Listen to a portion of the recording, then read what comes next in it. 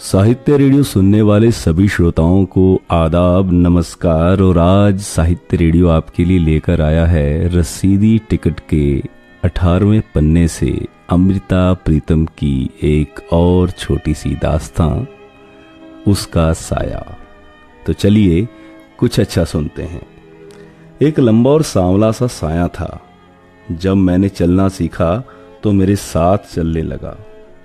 एक बार एक बेगाना गांव था और मैं सोचने लगी, गांव बेगाना है लेकिन वो क्यों बेगाना नहीं। तो मैंने सिर्फ उसकी आवाज़ सुनी थी और लगा जिस पवन में उसकी आवाज़ मिल गई थी उस पवन में से एक महक आने लगी थी। उसे भी उस गांव से लौटना था और मुझे भी। उसके लिए भी वो उतना ही बेगाना गांव था जितना मेरे लिए, और किसी ने बताया उसे भी उसी शहर लौटना है जिस शहर में मुझे लौटना है।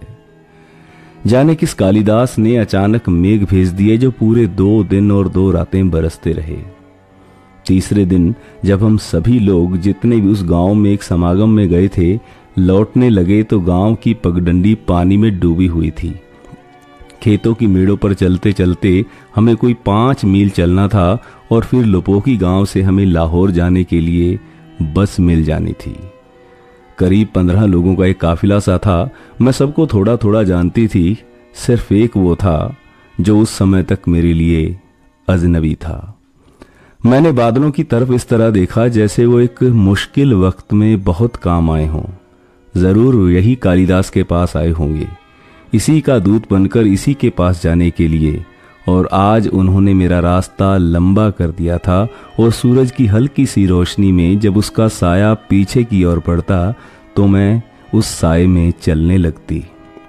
और जिंदगी में पहली बार एहसास हुआ कि मैं जरूर उसके साए में चलती रही हूं, शायद पिछले जन्म से। रास्ते अलग होने थे, आखिर जो लाहौर पहुंचकर अलग हो गए। उन उदास दिनों में एक बार फिर मैंने किसी से कहा, उसे अगर कोई बुलाए तो वो आ जाएगा। उसने जवाब दिया, अगर तुम बुलाओ तो सारे काम छोड़कर आ जाएगा। अच्छा, कभी उससे कहना। बस इतना ही कहा था और कहने वाले का कर्म कि एक दिन तो वो आ ही गया। मेरी दहलीजों ने पहली बार उसके कदम छुए। इस तरह हफ्ते गुजर जाते, महीने गुजर जाते, कोई समागम होता तो मैं साहिर की आवाज सुन सकती थी। और जब कभी वो आ जाता मेरी काली रातें भी सपनों के पैरों तले चांदनी बिछा देती। एक दिन वो आया तो उसके हाथ में कागज था, उसकी नज्म का। उसने नज्म पढ़ी और वो कागज मुझे देते हुए जाने क्यों उसने कहा, इस नज्म में जिस जगह का जिक्र है वो जगह मैंने कभी नहीं देखी, और नज्म में जिस लड़की का जिक्र है वो लड़की कोई है ही नहीं। मैं कागज लौटाने लगी तो उसने कहा, यह मैं वापस ले जाने के लिए नहीं लाया। तब रात को आसमान के तारे मेरे दिल की तरह धड़कने लगे और फिर जब मैं कोई नज्म लिखती लगता मैं उसे खत लिख रही हूं।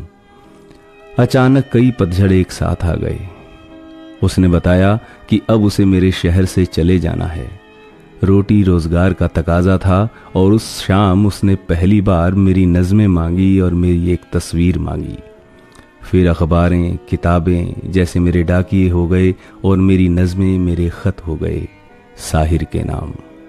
आज के लिए इतना ही। मिलते हैं बहुत जल्द एक नई दास्तां के साथ। बहुत बहुत शुक्रिया।